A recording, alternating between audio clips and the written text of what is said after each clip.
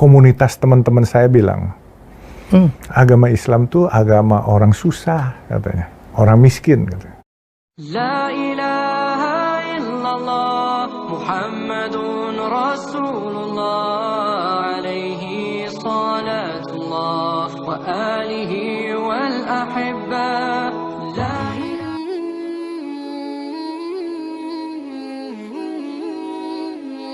Dulu dihujat masuk agama orang miskin, mualaf Jusuf Hamka sekarang buat mingkem teman-temannya.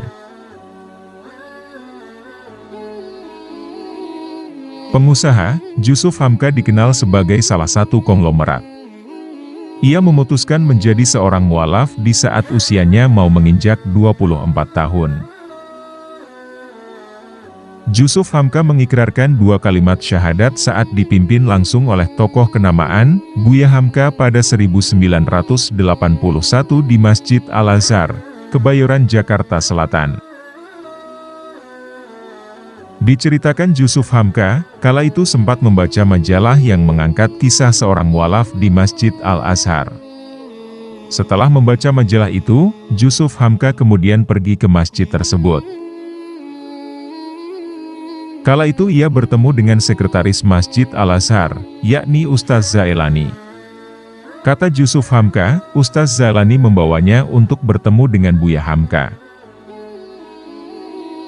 Saat bertemu dengan Buya Hamka, Jusuf Hamka sempat meminta waktu 1 hari untuk bisa mengucapkan kalimat syahadat. Namun, saat itu Buya Hamka memberikan penjelasan yang berisikan nasihat untuk tidak menunda hal tersebut. Saya bilang besok, saya belajar dulu, Buya Hamka bilang, kalau kamu pulang belum muslim tapi kamu niat masuk Islam, kamu kenapa-kenapa, kecelakaan, meninggal sebagai non-muslim, dosanya di Buya.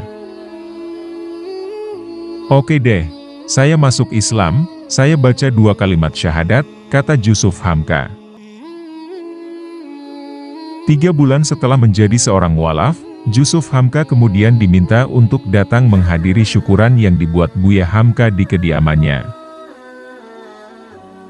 Kala itu, suasana di rumah Buya Hamka telah diisi oleh 300-400 orang.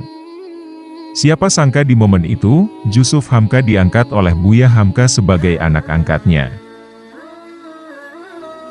Saya dikasih cincin blue sapphire. Aku angkat engkau jadi anak ideologisku, dan kuberikan nama Hamka. Kau kuberi tugas adalah membawa saudara teman Tionghoa, bawa ke agama leluhurmu Islam, selanjutnya kau harus harumkan nama Islam. Saya bilang, saya nggak bisa ngaji, dia bilang, mengharumkan Islam gak harus menghafalkan ayat-ayat. Dengan caramu. Alhamdulillah, sekarang mengharumkan nama Islam dengan membuat nasi kuning, bikin masjid, itu lillahi ta'ala. Alhamdulillah dari keluarga kami, dari situ, kata dia menjelaskan. Lebih lanjut, Jusuf Hamka menceritakan awal mula alasan untuk menjadi mualaf. Ia bergaul dan berteman dengan teman-temannya yang juga seorang muslim. Tidak hanya itu saja, Jusuf Hamka memutuskan untuk menjadi mualaf karena adanya toleransi umat muslim kepadanya yang kala itu masih belum beragama Islam. Kala itu ia masih tinggal di Pasar Baru. Ia memiliki rumah yang berhadapan langsung dengan masjid. Depan rumah saya masjid, toanya nyaris ke tempat kami. Waktu itu ibu saya sakit nyaris stroke. Saya kemudian berbicara ke pengurus masjid, bilang, Pak Kiai, ibu saya sakit. Ibu saya suka kebangun malam kalau dengar suara adzan, boleh enggak bantu saya? Tolong deh 3 hari dikecilin volumenya sampai ibu saya sembuh, atau nanti saya cari saudaranya kami pindahin, kata dia mengingat cerita itu. Mendengar permintaan Jusuf Hamka yang kala itu masih bernama Alun, pengurus masjid mengabulkan permintaannya. Bukan 3 hari melainkan 7 hari hingga sang ibu sembuh. Dia bilang, Alun kamu enggak usah khawatir kita enggak pakai speaker luar, pakai speaker dalam aja. Kamu minta 3 hari saya kasih seminggu. Akhirnya seminggu sampai, ibu saya enggak stroke. Dari situ saya lihat toleransinya luar biasa. Ini salah satu yang buat saya masuk Islam, kata dia menjelaskan. Jusuf Hamka juga tidak memaksa istri dan anak-anaknya untuk mengikuti jejaknya menjadi mualaf. Dia membebaskan istri dan anak-anaknya memilih jalan kepercayaannya masing-masing. Hingga akhirnya istri dan anak-anaknya memilih untuk jadi Muslim. Anak 3 tadinya semua non-Muslim, ikut istri. Sekarang slow but sure, mereka berjamaah Muslim. Tidak pernah paksa, saya bebaskan. Waktu istri saya belum Muslim, waktu bulan puasa, dia yang masakin saya, bangunkan saya untuk sahur. Waktu mau Natal, dia bilang, saya mau buat acara Natal boleh ya? Tapi pakai rumah yang satu lagi. Ya saya bilang, kamu sama teman kamu? Alhamdulillah sekarang dia sudah Muslim, kata Jusuf Hamka. Ternyata keputusan Jusuf Hamka masuk Islam mendapat cibiran dari teman-teman komunitas Tionghoa. Bahkan Jusuf sampai dikucilkan oleh teman pergaulannya.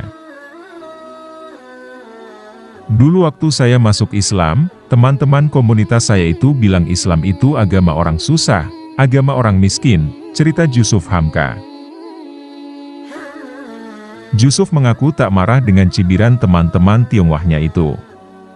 Ia malah membalas cibiran itu dengan candaan. Saya gak marah, saya bercandain aja. Entar gua jadi orang kaya, lu nyesel, lu mendingan lu ikut gue. Tapi malah saya mulai ditinggalkan sama komunitas, kata pria yang memiliki nama lahir Alun Joseph. Cibiran teman-temannya itu ternyata menjadi pelecut semangat Jusuf Hamka untuk menjadi orang kaya. Sejak itu ia bertekad menjadi orang Islam yang kaya raya. Saya bertekad jadi orang Islam, harus jadi orang kaya. Kalau gak kaya gak bisa sedekah, gak bisa bermanfaat, bagaimana bisa membantu orang, katanya. Jusuf Hamka mencari cara bagaimana bisa mewujudkan mimpinya menjadi orang kaya. Salah satu cara yang ia tempuh adalah belajar tips sukses lewat buku. Saya mikir, akhirnya saya ke toko buku di Pasar Baru, baca buku cara-cara orang sukses. Rupanya yang saya baca, buku itu semuanya rata-rata mengajarkan kita soal tepat waktu, soal jujur, soal amanah, kata dia. Jusuf Hamka juga tak malu bertanya kepada orang-orang yang lebih tua mengenai dunia bisnis.